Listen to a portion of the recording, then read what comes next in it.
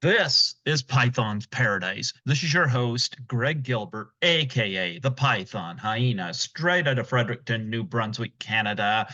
But I have a beautiful I Love Toronto background behind me because, Valentine's Day is coming up and I love Toronto and I hope to actually, I consider it my home regardless. But nonetheless, here we are on February the 12th, 2024. And I got my Pazuzu Wonderful. beanie on. I've had Eileen Dietz on here a couple times from The Exorcist, and I met her at Frightmare in the Falls. Plus, I have if I could, the background doesn't show it. There we go.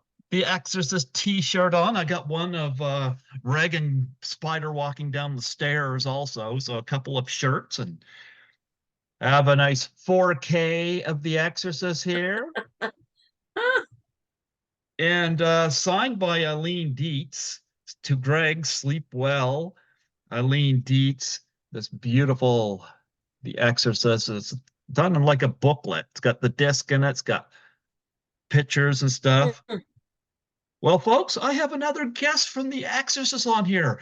That movie came out in 1973. I would have been 1 year old in 1973, which is interesting because my guest is 39, so I don't know how that worked out. absolutely. Eileen was 39 as well, she's 39 as well, Folks, I give you the absolutely awesome Coco Dolenz. How do you do, Coco? I'm fine. Hi, how are you? What I'm is your doing thing with The Exorcist, for goodness sakes?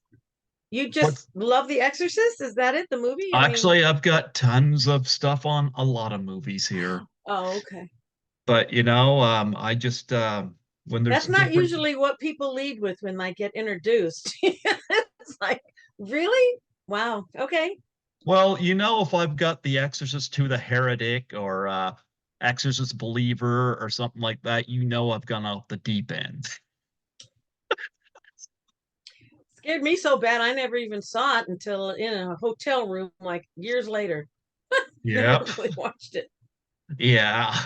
Well, I want to start off by asking, because I know what your real name is, but where did you get the name Coco? Just a nickname that my family pinned on me when I was real little. Gemma, Yeah. I think, was just Gemma was just kind of a such a it was my grandmother's name, my father's mother, and Mm-hmm. I think it was just that it was so different, Mm-hmm. and whatever, that very early on, someone in the family said, "We'll call her Coco." Okay, then, There you and go. you know, what can I tell you? It's always stuck. Well, I know you're also involved in music and whatnot as well, but I wanted to get your background first, and how you got into the industry. Am I in the industry? I Well, have I what have led? teetered around the edges of the industry, Yeah. basically. Yeah, I mean, you bring up The Exorcist. Of course, a friend of mine was doing looping and sound on that movie. And what was it, 73, really? Yeah, that's when it came out. Yeah. I was just born. And he invited me and some friends to do some of the background, voices and stuff for it. And they paid us, which was really cool. And so that was great fun. It was the only thing I'd ever done outside of like my family kind of stuff. I never really had any desire to follow the footsteps, either my father or my brother, really, except in the music. But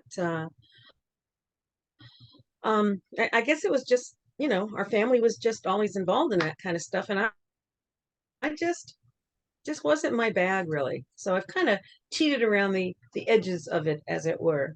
And plus, it's a huge shadow to be under, if you know what I mean. Hmm. So what I did was um, got very involved with conscious raising events and spiritual groups and gatherings and stuff, and that seemed to appeal to me more than da da da da da, Hollywood or whatever. I don't Hmm. think I had the skin for it. You know, it's an interesting business, but I have flourished doing my singing and songs and being around those kinds of groups and people for you know longer than 1973 even. And that's saying something when you're only 39, right? Yeah, you're only 39. When I met Amazing. Eileen, she was only 39 too. It's amazing, we just kind of stay there. Well, we are immortal, Well, the body. I'm gonna be 52 this year, so I'm an old man, Congratulations. you know. I We get smarter as we go on, hopefully. I still think you guys are smarter than me, despite the fact you're 39. Well, we try. Women's wisdom. Women's wisdom, that's right. Women's wisdom. So anyway, so I did some shows. I did, walk on parks. Well, I did some voice stuff over the Monkees, of course, which Hmm. was never, made a big deal out of it, saying some of the background stuff because Mickey and I would sound so much alike. Tommy Boyce once said, "Hey, if Mickey ever gets hoarse, we'll just let her do it," which was kind of funny. And and just some plays, did some plays in like the 70s, some musical theater, and then got married, had a bunch of kids, two kids, and so there went that whole time period. And there you go. So, like I said, do some concerts, been working with Mickey, of course, for, I don't know, long. In fact, we're going to be at the Troubadour in Los Angeles on April 5th, which is my birthday. And it's going Nice. to You're be a gonna turn charity. 39 again, huh? I may turn 40 this time. It's like I'm proud of every line, right? Anyway, it'll be my birthday. And it's funny because I was thinking about the Troubadour. The last time I was on that stage was with Mickey and Peter, and it was 70 some. Ooh, I keep moving my mouse and doing something weird. It was stop it, 1970 something, and we we did a thing at the Troubadour. Don't ask me what we sang. I don't remember. There's a picture of it somewhere where I have all this hair, this natural hair, and we called ourselves DDT, Dolenz, and Torque. DDT. So it's not off of the Jake the Snake Roberts finishing move from wrestling? No, I don't know what you mean. We Jake the just thought it Snake was silly. Roberts, the wrestler, used to use that do a finishing hold called the DDT. Did not know that. Did not know that. We just did it because it was, of course, silly because of DDT. But that was the last time. So we're going to be on that stage again on April 5th, which is very exciting. And it's a charity for Mickey's charity, which is Make a Wish. And so I'm thinking it's probably pretty much sold out by now. It's going to be a great evening. It'll be fun. Be doing his Absolutely. show, and I'll be doing some solos and stuff too. So, but I've been working with him forever. I've recorded some of my own stuff that I have, on my Etsy site. And again, my songs, things that I like to do, are all it. I go to perform somewhere and they're thinking I'm going to do "I'm a Believer," and no, love those songs, sing them all the time. But You're not a believer? I am a believer. I'm a major believer. And the songs that I like to do on my own, are just a little bit different from that whole catalog, as it were. Do you ever do the Exorcist voice on your two kids? Just to keep them in line? No, of course I didn't do Linda Blair. Well, of course Linda Blair didn't do. Who did the voice for Linda Blair? Mercedes Somebody did. somebody. Mercedes, yes, Yes. Mercedes Yeah. somebody, because they weren't Yeah. allowed. They weren't going to let that little girl spit out all that stuff. Yeah. No, in fact, I'm not even sure my kids know I ever did that. It's kind of like a one-off. But it was kind of fun. They had us out in the parking lot behind Tadeo Studios on someplace in LA, and they had a big old microphone in the middle of the parking lot, and they put some of us over here, some over there, and said, "All right, you're playing tennis. So just start playing tennis, pretending you're playing tennis." So we're like, "Okay, your turn. Four." None of us, no, love, I think it's called. None of us knew how to play tennis, really. So we're just yelling back and forth, and they recorded it, and that was the sound of when the priest and the guy are walking by the courts at the school or something, and you can hear us in the background. "Well, beloved, your turn. Ha ha, you missed it," or whatever. Anyway, it's fun. It's great fun. Well, we just lost William Friedkin, who directed The Mm, Exorcist, and he's yeah. had quite an interesting career. He did The French Connection before this, and he did The Exorcist and Cruising, and was the L.A. movie they did in the mid. Oh, it's escaping me, but he done Hmm. a lot of stuff, and I love his commentary tracks on these discs. He's very informal and shows a lot of knowledge and whatnot. But we just lost him. What do you Mm. have any memories of him? No, absolutely not. Honey, I wasn't there on the set or anything. We were Hmm. doing all this in a little studio on Melrose or something, So he you know. didn't direct that. Like I wouldn't know Oh, because heck I've no. never done a movie. No, no, no, no, no, not at all. I don't, there was an engineer and there Hmm. was someone, I can't remember. Well, my friend was there who was the guy that kind of got us the job because he was doing a lot of the sound stuff. When the priest goes to sit down, as you know, when you record something like for real, it never sounds the same, right? It doesn't sound as well. So they have to, do it later and then fit it in. And he would sit down and rustle paper, and it made it sound like the guy was sitting down and it was his pants or something. So they would show us the back, the black and white um, playback and say, okay, here's where you're going to just say, oh my God, and oh, yeah, whatever. There was no script or anything. It was just, you're watching this girl come down the stairs and I think pee in the living room, didn't she? Yeah, Something like that, right? She yeah. pee the, oh my goodness. Oh, wow. Like that. And it was fascinating. It was really fascinating. And they had in those studios, they have all these trap doors on the floor, and you'd lift one up and it would be sand. You'd lift up another, it'd be dirt. It'd be another gravel, water, paper. I don't know, all kinds of stuff, so that you could recreate any sound you wanted by just. I mean, I'm stepping on sand, because again, when you're filming outside or wherever, the sound just doesn't carry through the same way. So they have to, you know, do it inside. Okay. It's about all I Okay. know. Yeah. Did you go to the premiere for The Exorcist? No, No, I did no. not. I was just a lowly little, voiceover kind of person stuff. Did not go. In fact, like I said, I did not see the whole movie until, wow, years later. It was on television. I was in New York in a hotel for some reason. I don't remember why I was there and saw it. And then I could finally watch it because it was scary, you know, scary thing. Even I though, anyway, yeah. So, I seen that movie. I didn't see it in 1973, obviously. I was a yeah. newborn, but well, 1 years old, but I have seen it 5 times on the big screen since, Have and you really? God, I don't oh think I've yeah. seen it. Where is it streaming? I'd love to see it again. I haven't. I can't. I don't even know where I would see it I don't know, but either. it's always been interesting seeing that screen. In fact, it was the first film I seen screened down at the university here. They did it on Halloween night, Mm, 1996, and I remember that well.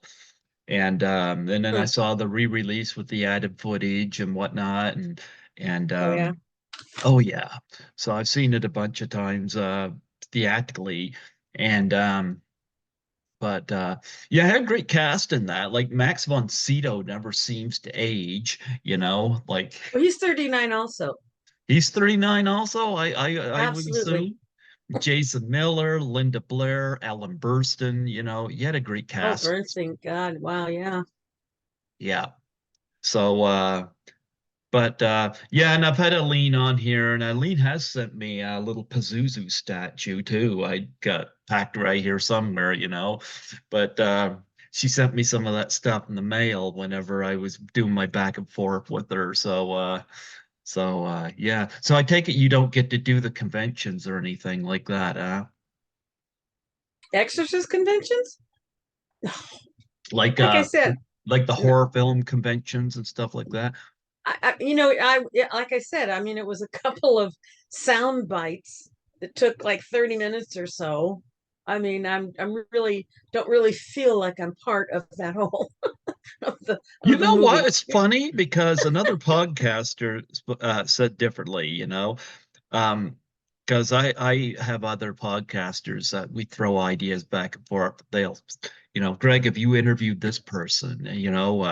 Last year when The Exorcist was celebrating its anniversary, um, they threw, yeah, it would have been 60 years old? no, No, no, it's 1973. 1 year younger than me, so it would have been the 50th last year, Mm, and you're 39, so amazing. that's interesting.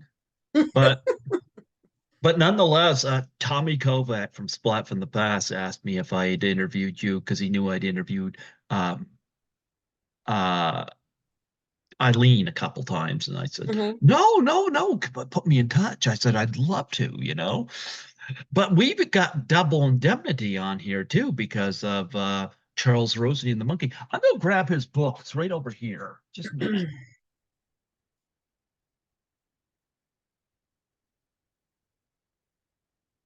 There we are.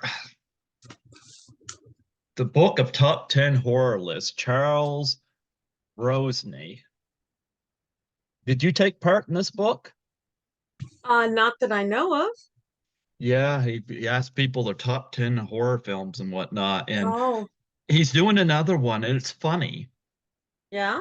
because I had mentioned it to Eileen Dietz, Hmm.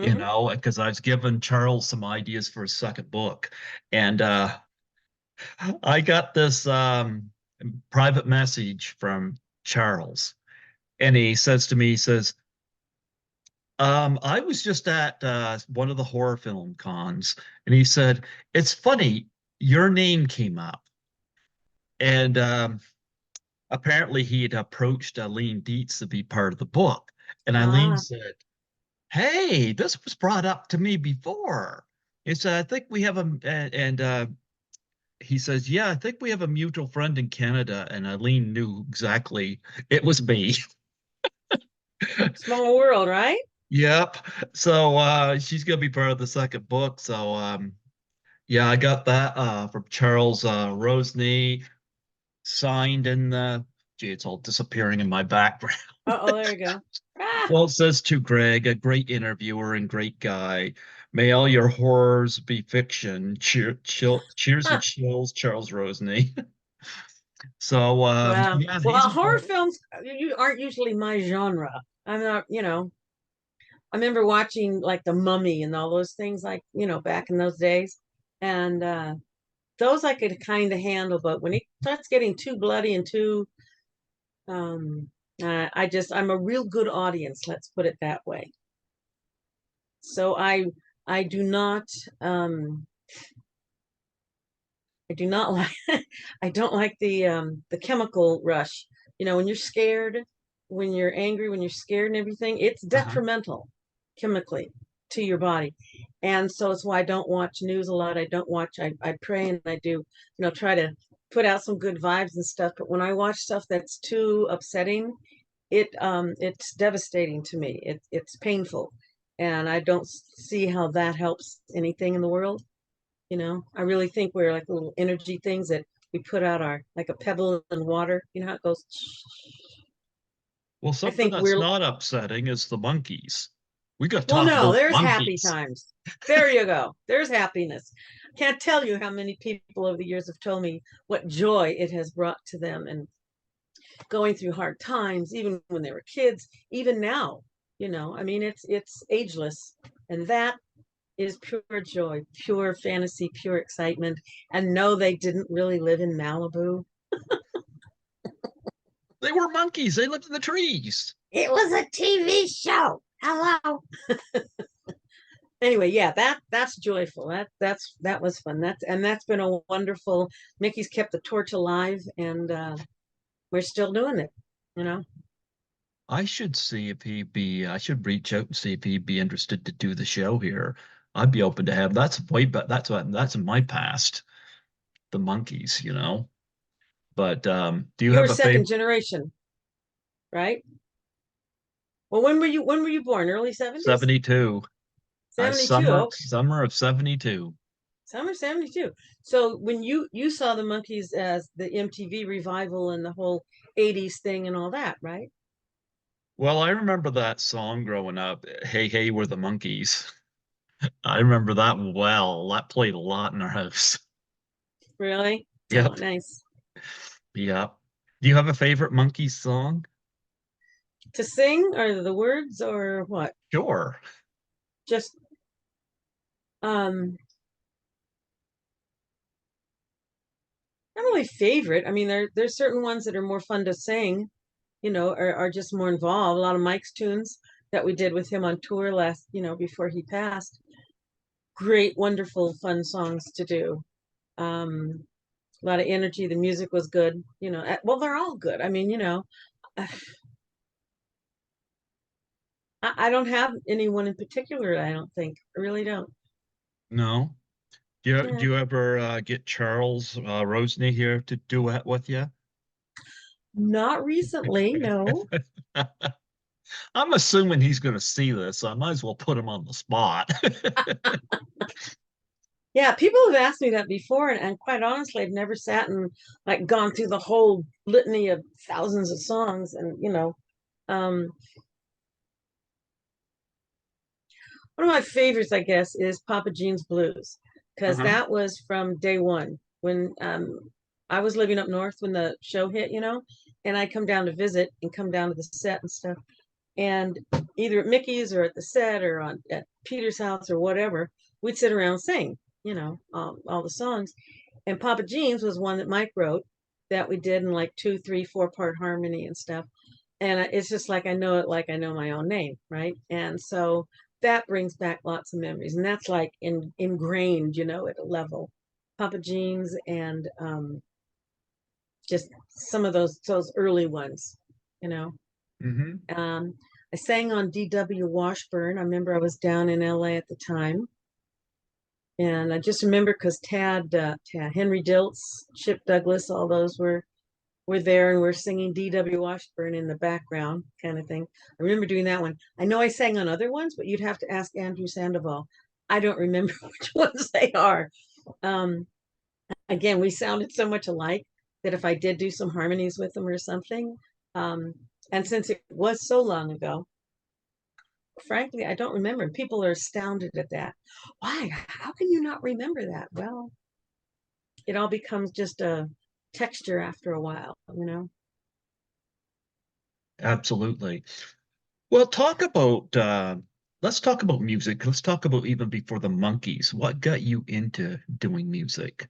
Was it an interest from your childhood? Well, yeah, it was my family. My mother sang, my father sang. Hmm. Um, she did when she was really young.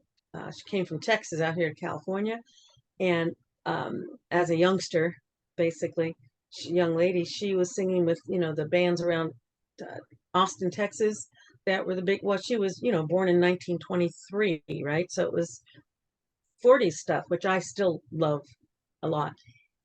So she sang, and we sang around the house, and we go on car trips, and we sang, and um, it was just part of our culture, part of our nature. My dad sang light opera, Hmm. had sang in some movies and stuff, but mostly he was a light opera kind of stuff, a tenor. And then we just started singing together. And Mickey, picked up the guitar to when he was doing Circus Boy. They had him going on a tour thing back to New York, and he had to do something, instead of just sit on bimbo. So learned how to play the guitar, taught himself, I'm sure. And so then we just started singing together at parties around, our friends down at Malibu at the beach. And we just started singing together. And so I was what? Well, we were always singing, but the beach stuff and all that was probably like early 60s, something like that. And yeah, it was just what our family did. We sang. Yeah, And I knew reading up on you, your parents were into music, whatnot, but sometimes, kids don't follow in the footsteps. So I was wondering if there was anything other than your folks being into it. Like, whether there was a particular instrument that intrigued you, or a particular style of music, or something like that that just grabbed you outside your parents' influence. outside their influence, Yeah. Well, as I got older, I guess, and I started listening to a lot of blues, a lot of jazz. Hmm. I was listening to Ella Fitzgerald when nobody knew who, at least in my, who, Billie Holiday, Ella Fitzgerald. I did a tribute on Ella Fitzgerald. I Oh, had Jeffrey Mark.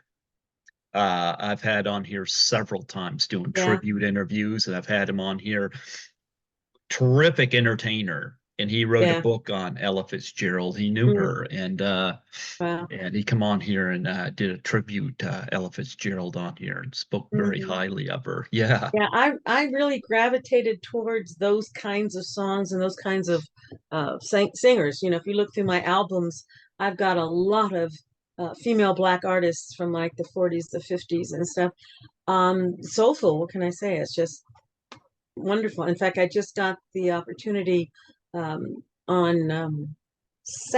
last Saturday, we did a concert as a fundraiser for this center, and Eve Evans was there, and she is a black woman in her 70s, like I Hmm.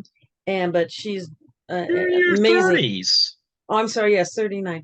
She 39. is a jazz artist, female artist, producer, singer of jazz festivals forever and ever.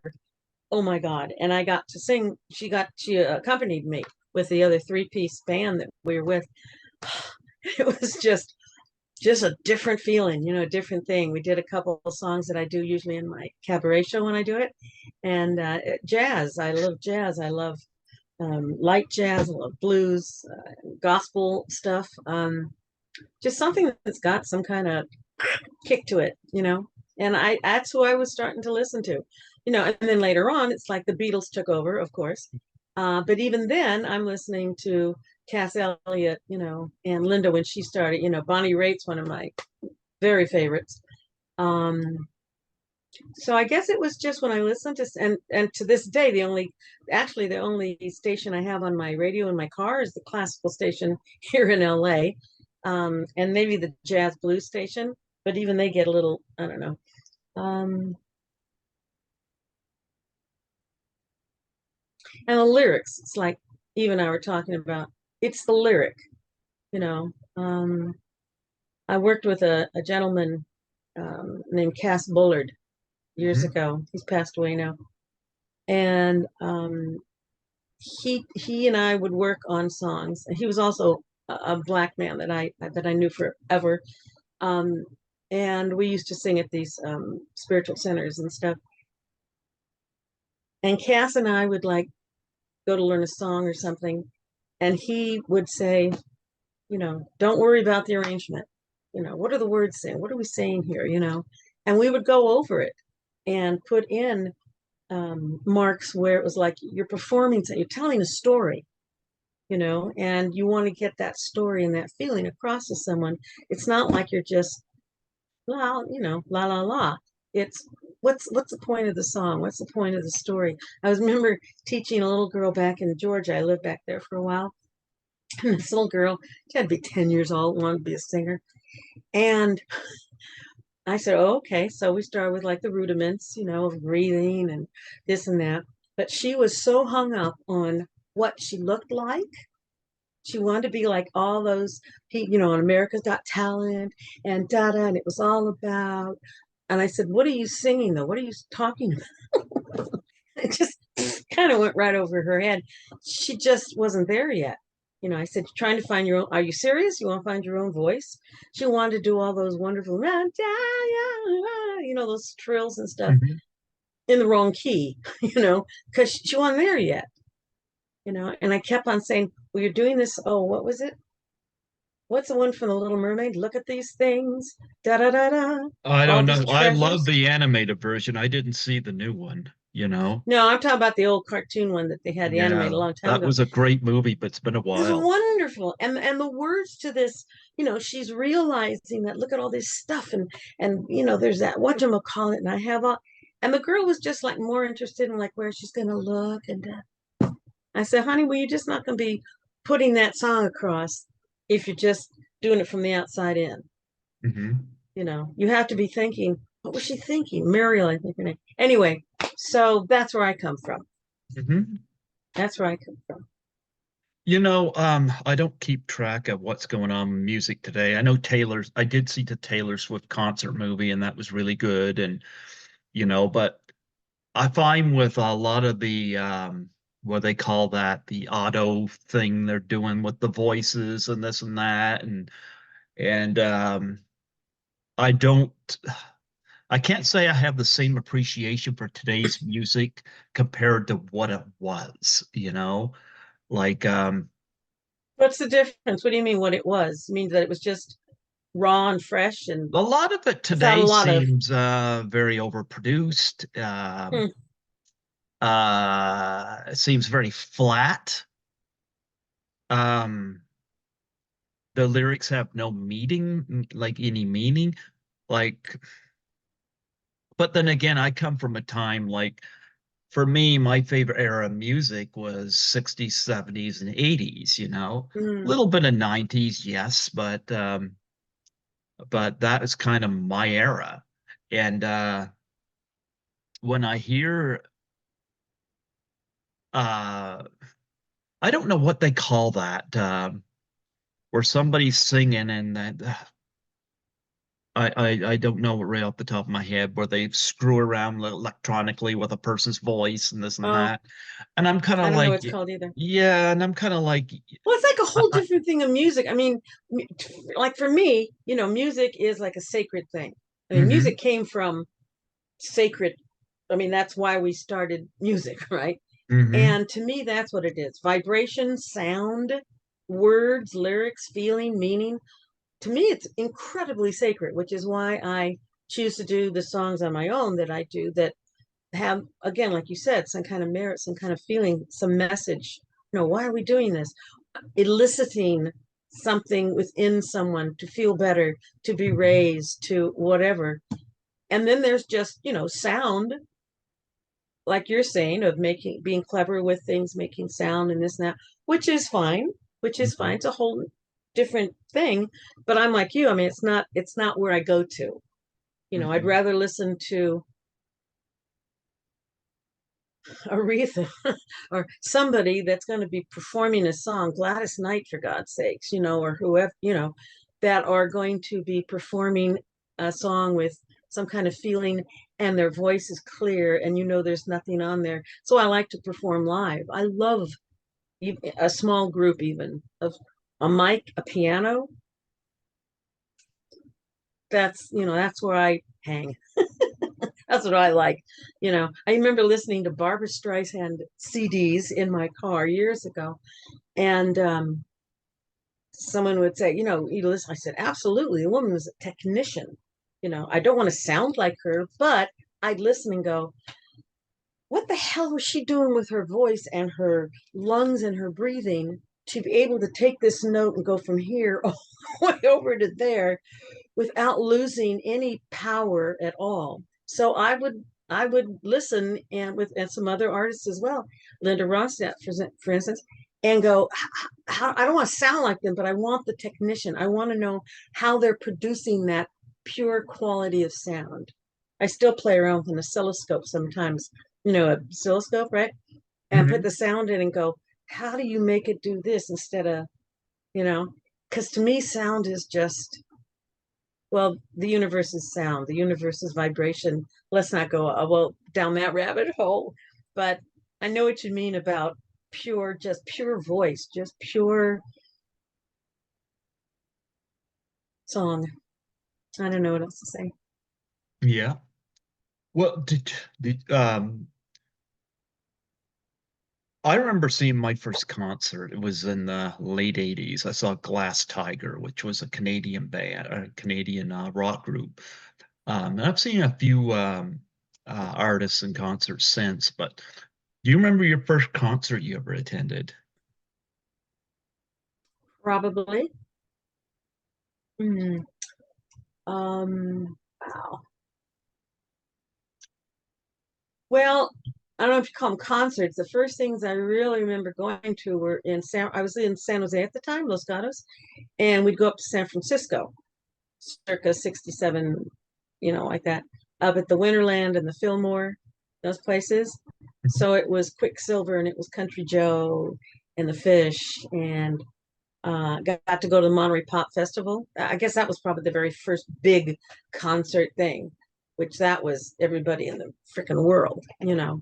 Um, but any one particular, you're gonna laugh. I didn't really go to a lot of just concerts for just one band. Hmm. Um, in the last 10 years, twice I have gone on purpose to a concert, and it was Chicago because I Okay. cut my teeth on Chicago, love them, and finally got an opportunity to see them live. Swear to Hmm. God, they walked out on stage and I just broke into tears because of their. Now that was the only group too. I play Stones and I played, whoever Beatles and all this. And my mom, when she'd hear me playing my Chicago album, she goes, "Now see, now that's music. Now that's really great." See, because she was from the '40s, right? You hear those horns? See, they got the horns and she loved them, right? But that was like one of the few concerts I've ever been to, except like at the Winterland and the Fillmore and all those places up there where you saw the guys of the Country Joe and the Fish and the God, all those guys. I think I saw Chuck Berry up there too. If I'm not Ah. mistaken. I don't know. Yeah, it was pretty special up there. Well, how did you come to meet Charles Rosenay? I have no idea. I think he contacted me like you contacted me, Hmm. probably through the monkey circuit, of so and so knows who, and I remember him reaching out, and I same way remember I he, same way you found me. well, I remember a few years back. I've had him on the show, I think 3 times now, and I remember he reached out to me out of the blue and asked if I'd be willing to have him on as a guest to promote his book, and Mm, I'm always open to interviewing anybody, because I don't see me as being like, who am I to turn somebody down? It's like I'm lucky to be able to talk to these people. mm. So I didn't know who he was, but I didn't care. I let him pitch his book, and I said, actually, I didn't even let him pitch his book. I just said, name what date and time, what's your time zone for scheduling purpose, and let's do it. And I had him on, and I've had Who him do you on. like? But who do you like to interview? I mean, what started you doing all these interviews? Is it? It's not just music. It's film It's and everything, right? yeah. Well, you know what? I started reviewing movies in 1996, and I was doing that for a long time just for myself. And in 2005, my friend Colin had mentioned that the local university here, they had a campus station called CHSR, and he said I should go there and see if they have a film critic because they got it's not a typical station, it's a campus station. They have various different shows. Mm. And in 2005, I went down there early and pitched my idea, and they liked it, and they trained me, and I still volunteer down there to this Nice. day, and can't believe it's almost been 20 years. But Yeah. I was just doing It goes film. faster and faster. Yeah. Trust me. Yeah. Well, I was doing film reviews on there, just reading off on there what I had seen and my Mm. reviews. And in 2015, a former colleague of mine had this interview lined up with Tommy Wiseau from The Room. And I got talking to him about it, and I said, how are you going to do that? You just going to talk to him on the phone? I said, don't you have a way of recording it?" And apparently not. And so I said, why don't you do this at the station?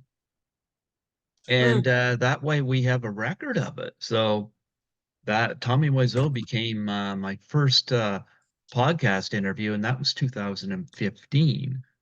Wow. And it was surreal interviewing Tommy Wiseau from The Room.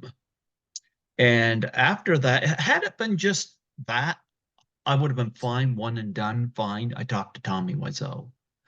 But after that, it was like gee, who else can I do this with?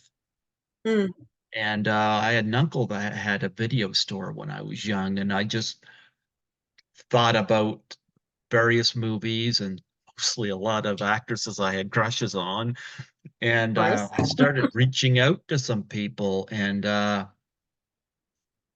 remember the first two people I reached out to were Adrienne King from Friday the 13th and Lisa Langlois from Class of 1984. Mm, And Adrian got back to me on that long weekend in May of that same year and mm. said yes. And I just kind of leaned back on my chair. It's like I couldn't believe she said yes. Ah, And Lisa eventually got back to me, and Lisa's become a great friend of mine. I've nice. done three conventions with her. She's the one that got me out of New Brunswick and into Toronto for the first time, and I got Mm. passport now because of Lisa. So she and I really connected, and so And now here I'm you are, 20 years, here. some odd years later. Here I am doing this now. Nice. It's been quite a surreal trip, and I enjoy doing it. It's kind of nice watching some of these movies and like, wow, I've interviewed this person and this person. It's it's kind of like touching the movie in a different way, you know. Sure. And when people It have makes it passed, more real. yeah, and when people have passed away, I do tribute interviews. Like I've had Alfred Hitchcock's granddaughter on here, which was Oh, wow. cool. I had Mm. Audrey Hepburn's eldest son has been on here. Oh, wow. Yeah, I have Bela Lugosi Jr. on here. Sarah Huh. Karloff has been on here, you know. Um, So who's your various. favorite Dracula? You know what? That's a good question because Bela Lugosi and Christopher Lee are both top notch. Yeah, I guess Bela Lugosi is kind of the what I picture when I think of Dracula. You can't yeah. help but picture Bela Lugosi, Same and thing that's with like Sherlock Holmes. Who's your favorite Sherlock Holmes over the years? If you have one, I don't know. I'm a big I don't fan of know. Sherlock I'm going Holmes. to cheat and say Buster Keaton as Sherlock Jr. Okay. I Yeah, don't it's know. hard, I'm not. it's like when you see these icons that established the role, established the whole icon. Hmm. Um, it's very difficult. It's like when Stars Born came out again, they've done two or three renditions of that. Yeah. And um, my sister-in-law and I both go, the original, please, thank you very much. Yeah. It's really hard to that's what you hold up as the, you know, beat this, top this. Maybe Yeah. it's because we saw it, so many years ago. I don't know. But I'm kind of like that too. It's like, yeah, he was the best one, Bella, Hmm. um, But yeah, interesting. And then they keep remaking things all the time with different artists and they do a great job. But for that generation, that's who they know, and that's what they market as. And we have like, well, there was so and so and so and so. So it's interesting. well, Star is Born, though, they went from Judy Garland to Barbara Streisand to Lady Gaga. That's not bad. I hate it when they remake these movies and they do a terrible job, which Yeah. happens more often than Oh, not. I know. I Yeah. know. But It's sad. anyway, Well, sometimes movies are so great they try to do the second one. It's like, no cigar. You tried. I really know that. But it's like me with Star Wars. Star Wars was the first three that Lucas ever did. I I saw mean those that all at the drive-in when I was young. exactly. And the prequels and the this quill and it's like a couple of them I liked recently actually, but it was nothing like those first ones, to me at I least. agree. Even I Star agree. Trek, the original ones. And I loved Second Generation, Deep Space Nine, and all this. But the original ones were so corny. It's Hmm. so wonderful, almost strings like this with the spaceship going, and you can almost see the string. It's hysterical. Yeah. No, I agree, I agree. I was going to ask, you've had the affiliation with the Monkees, but is there any other artists out there you've met that kind of blew you away? Eve Evans just last week. She was Hmm. amazing. Look her up. She's amazing. Um, you mean as a performance or meeting Yeah. them? And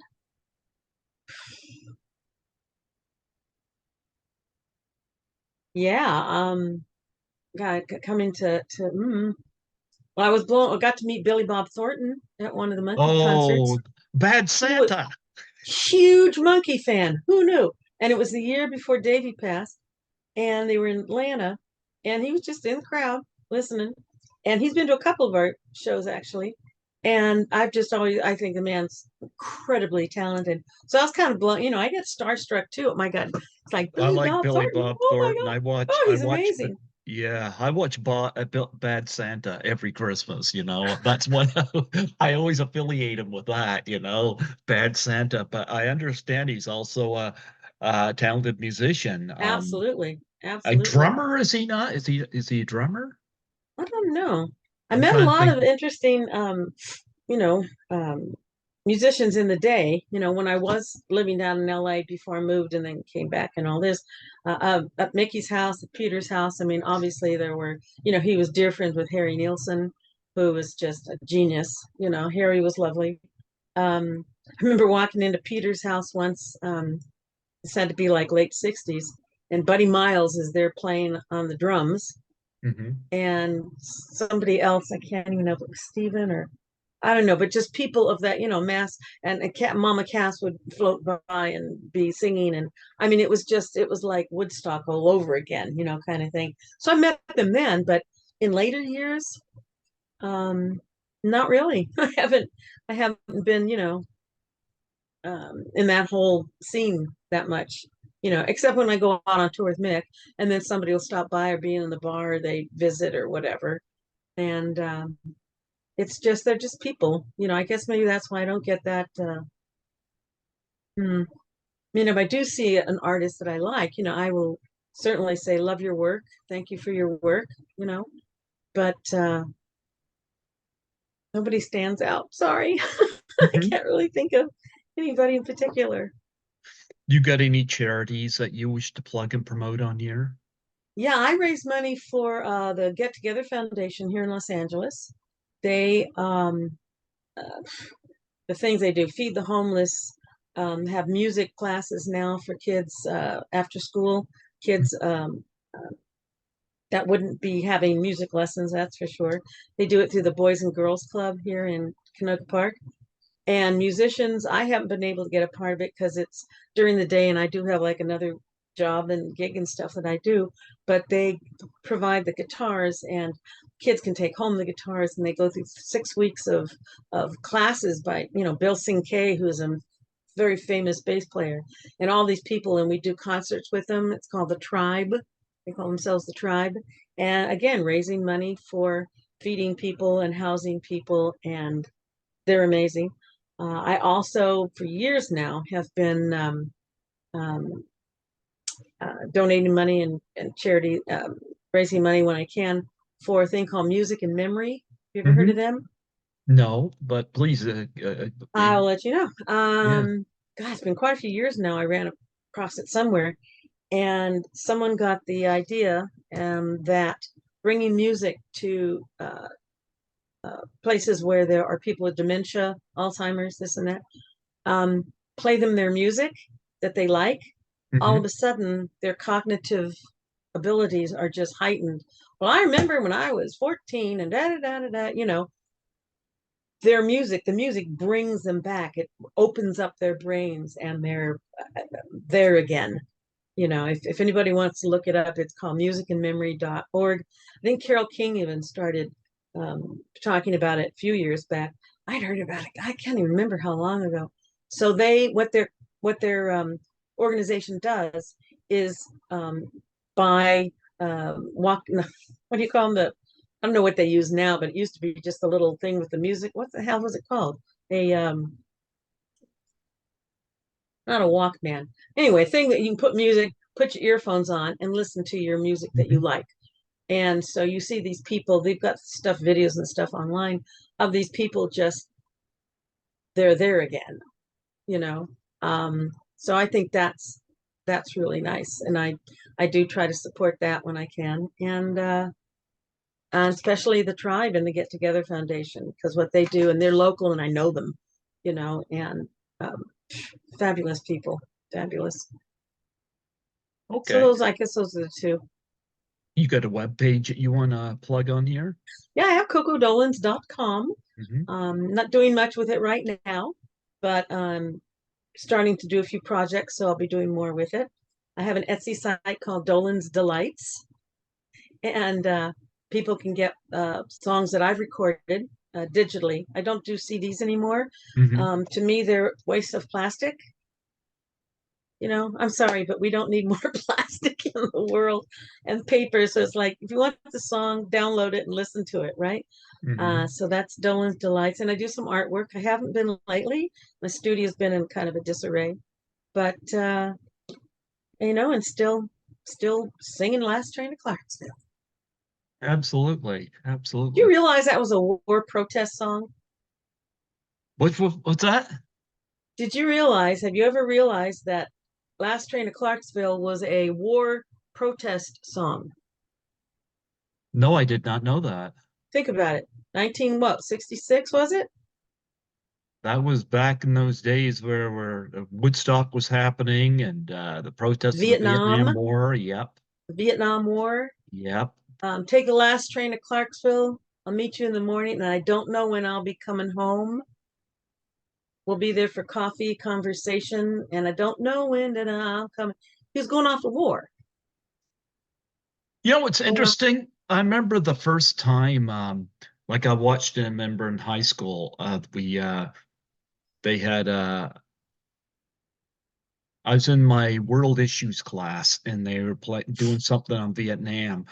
And mm, there was a song by Alice Cooper called I'm 18. And I didn't realize until mm, then that that song was about Vietnam, sure. about sending people to war. But, you know, he has a baby's brain, but an old man's heart. Took me 18 years to get this far, you know? Mm. Yeah, What was that it line? Has a baby's brain. What a what? a baby's brain and an old man's heart, meaning Mm. he's way too young to be sent to do this, but he's being sent to fight an adult war. He's sent to do something that he really should not be doing. But It's the interesting. In the 60s, there was a time before that we changed it. You could Mhm. go off to war. We could put you in war, but you couldn't um, buy a beer somewhere, or you Yeah, couldn't vote. Even more so, you couldn't vote, but we'll send you off. Do you know um, the play called Pippin? I'm aware of that. Yes.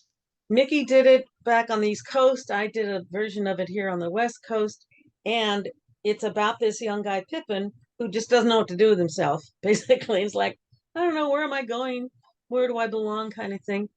And his father and his brother, you know, it's all about the war and the fighting, this and that.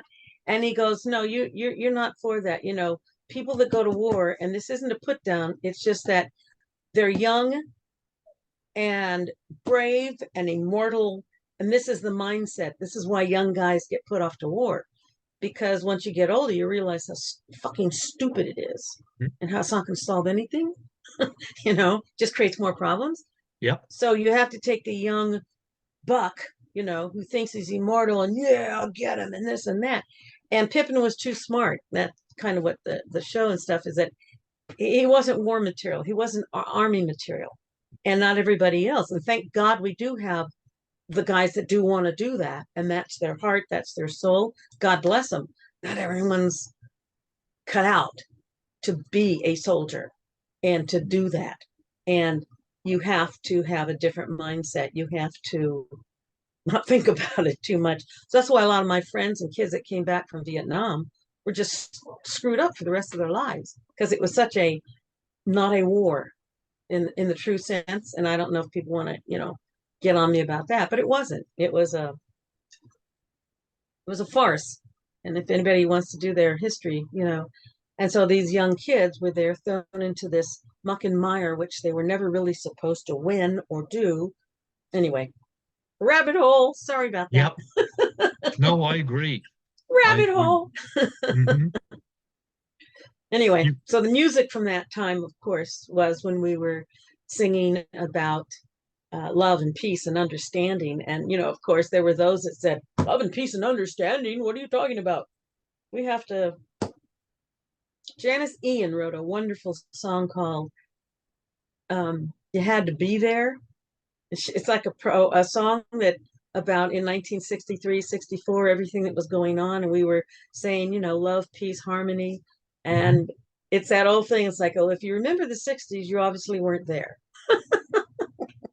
I missed it by about 3 years. You did. I know. And see, and I have a thing about the 40s, music and, all that as well, and the style and everything. Seems like we all want the generation before, right? It's Yeah. interesting. Yeah. No, I was born in 72, so I was only 72. in the 70s, That's but okay. yeah, but I love the fact I can watch movies and listen to music that was done at those times and get to see a piece of that, and enjoy what it was then, So You I know what have I heard once, Greg? It was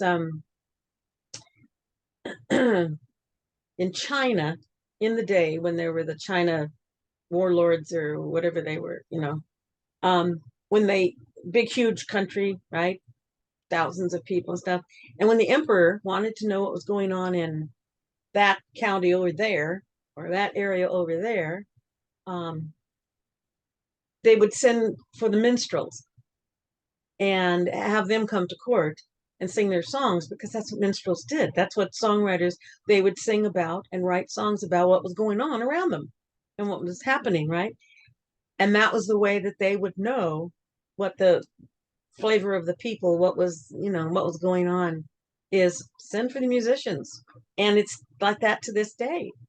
Like you said, and the songs now, they're either about what's going on with them or something, and it doesn't hit everyone because we're all different, But it's the same thing. If you want to know what's going on or in an area, who's there writing songs about it? Who are the people chronicling it that way?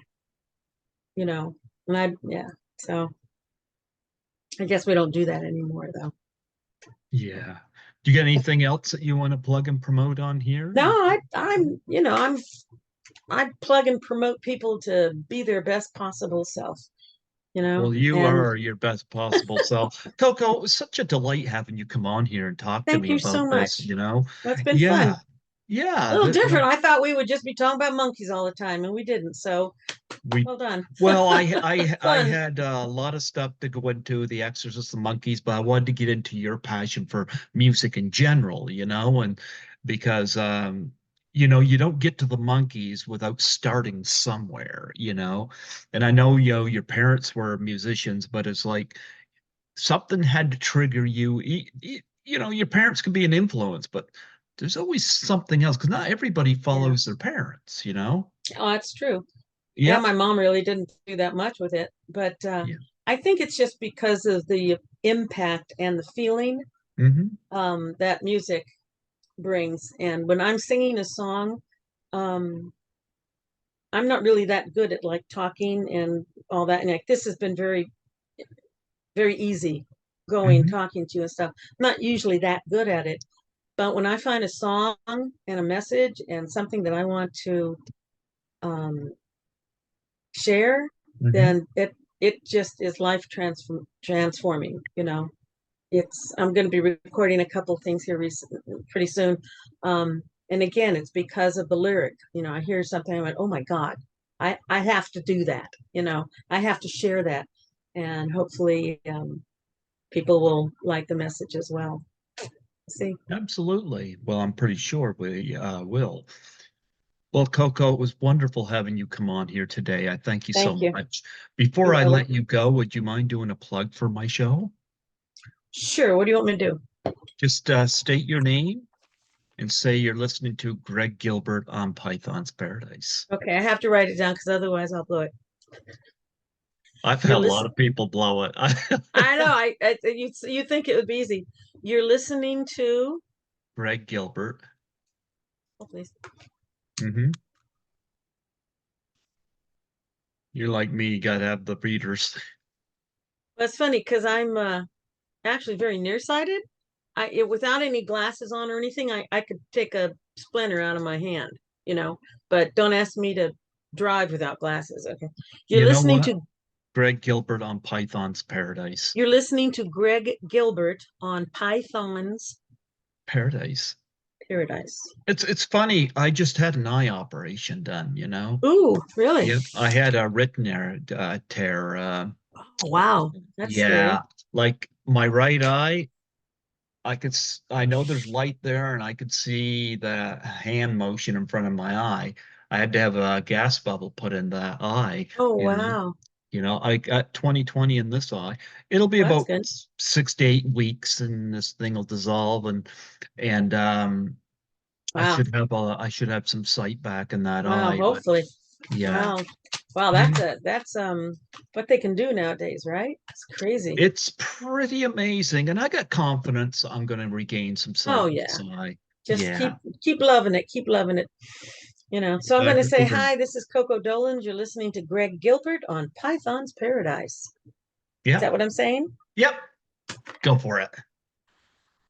Hi, this is Coco Dolenz. You're listening to Greg Gilbert on Python's Paradise. Absolutely. Okay.